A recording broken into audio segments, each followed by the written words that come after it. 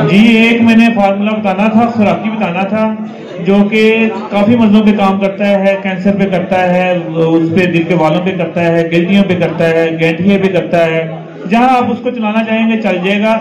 और जबरदस्त जैसे वेरिकोसिस हो जाती हैं टांगों पे, पिंडलियों पे, जो ना नीली जो नारें होती हैं उस पे काम करता है। करना क्या है, आपने वर्किया लेना है 1 तोला, ठीक है, और रस कपूर लेना है 1 तोला।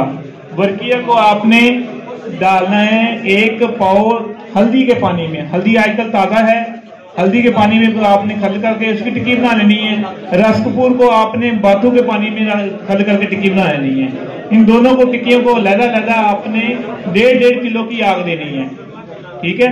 रस कपूर को आपने बाथू के मुकद्दर पानी में खल करके टिक्की बना के खुश करके 1.5 किलो उपलों की इसको आग दे देनी है। और वर्किया को हल्दी के पानी में खल करके इसको आग दे देनी है। ये आपका एंटीबायोटिक बन जाएगा इंशाल्लाह। पस के मामला जो भी होंगे, गैंठिए के मामला जो भी होंगे, दिल के वालों के मामला जो भी होंगे वो कवर करेगा।